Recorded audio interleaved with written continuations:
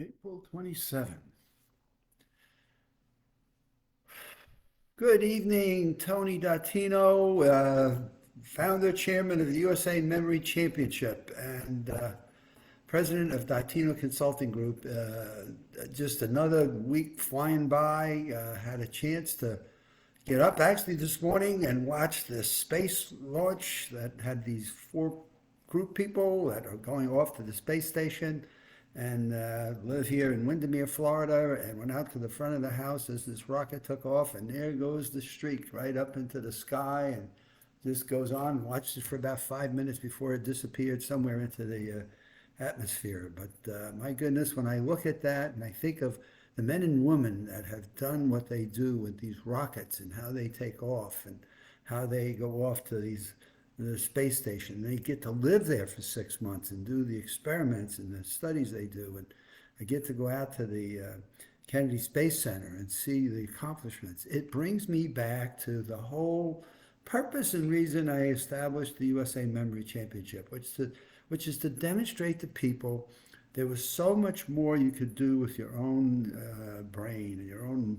abilities and ability to comprehend information and learn than you ever would have thought possible, and that the science is continuing to reveal to us that the sky's is the limit, and that we are our worst enemies in creating what we call self-impositions. We create our own ball and chain around our ankles and tie ourselves down when it's totally unnecessary to do so. And yet we do it because of some experience somewhere in our life where we just didn't realize that we could be something bigger and better than we might have ever thought. And so when I watch these rockets go off and I think of the USA Memory Championship, I think of the men and women, boys and girls, men and the people that have participated in the USA Memory Championship over 20 plus years. I marvel at their accomplishments and what they've been able to demonstrate as to the unlimited capacity of the human mind. And as I was talking with a few people on conference this week in several occasions, and they were talking about, so why do people want to compete in a memory competition? And what's their motivation? What is their drive? Why would they want to take the time to practice? And I guess I want to go to the end results and what I would call the benefits of competing to a memory championship based on the people that I've talked with that have gone through it and the parents of the kids that have gone through it. And I start with what it does to people's own self-esteem and self-confidence when they are able to remember things through the practicing and the studies that they never thought possible.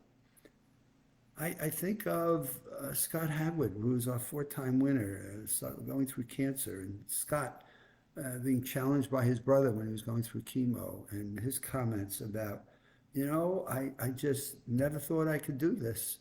And while I was going through my chemo treatments, I began to practice and study and go through while I was laying in chemo doing memory techniques. And the next thing I did was I entered the competition, and 4 years later, I retired as a four-time winner. And so there, off we go. I think of Nelson Dellis, who was a five-time winner, who has come along and has competed in the event and has won it now 5 times and will retire as a five-time champion, I guess, until somebody goes for six.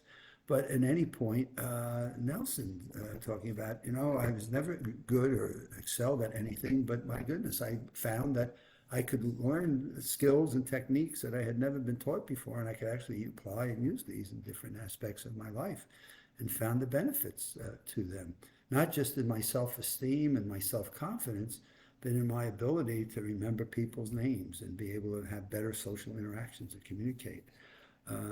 Ronnie White, Ronnie White, military guy, talking about how he used some of the memory principles that he had learned when he was on mission and trying to help people in his unit remember the faces and the enemy, and who was right and who was wrong, and who's going to kill you and who's going to be safe to be around. And I could go on and on. The high school students that have gone off to be medical doctors because they came into the competition, learned the skills and techniques, and then created the the feeling within themselves and the heart and their passion that they could do anything. Once they proved that they could do something they never thought they were good at, which is having a good memory. And how many people I talk with that feel that they do not have a good memory? It's like amazing to me how quick people are to label themselves as not having a good memory.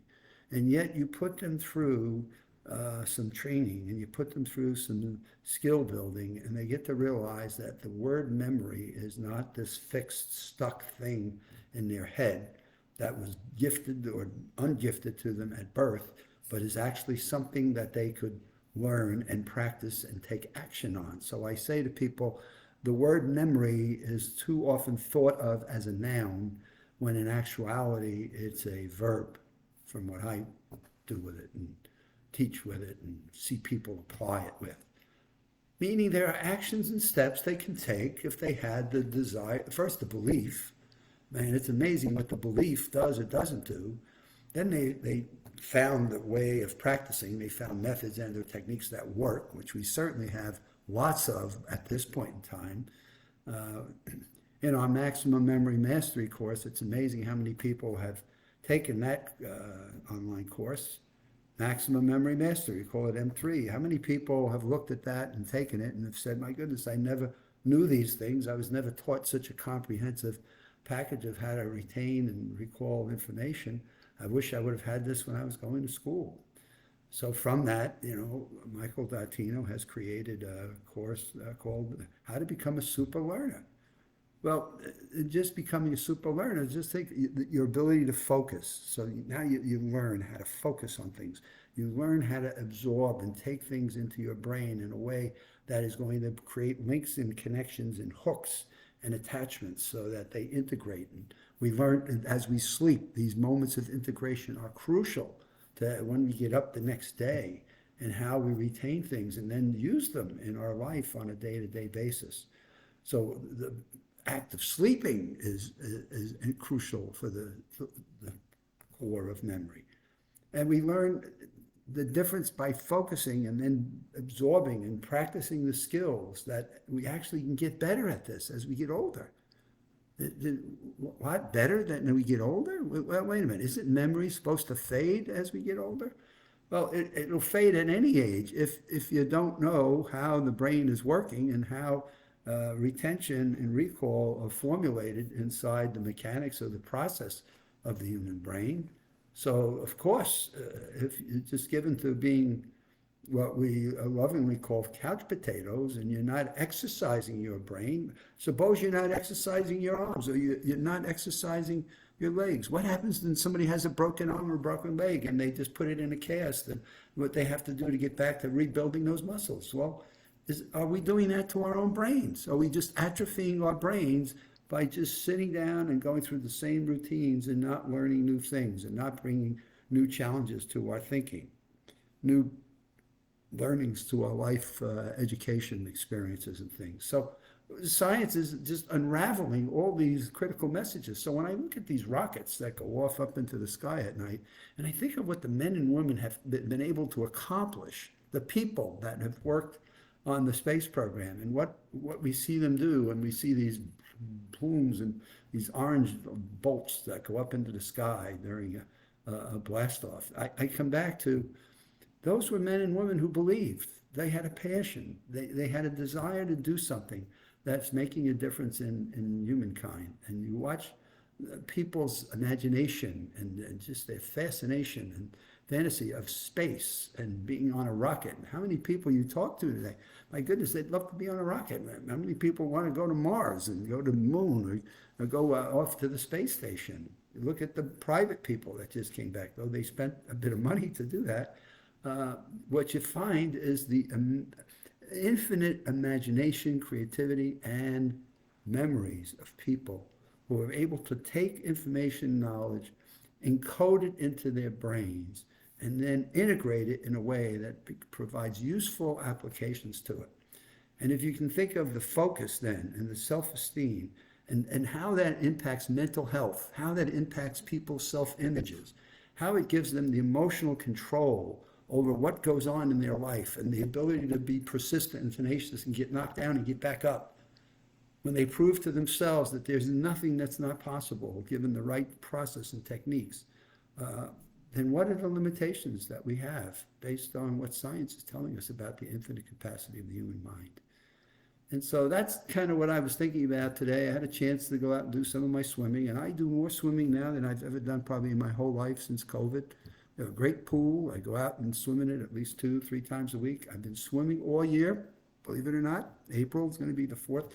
Every month this year, I've been out in that pool. It's been a cold at times, but I get out there.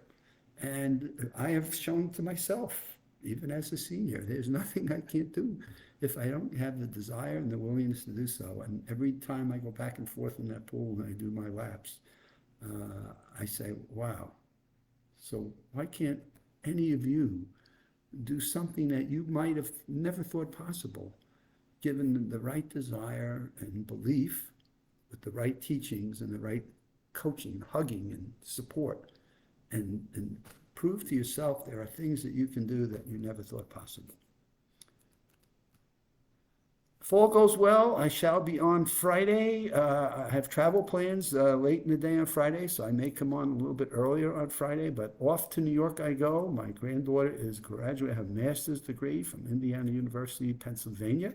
So I'll be off and traveling out to New York and then driving out towards Western Pennsylvania for a phenomenal graduation for one of my grandkids, who I'm just so proud of and thrilled to be a part of her graduation ceremony.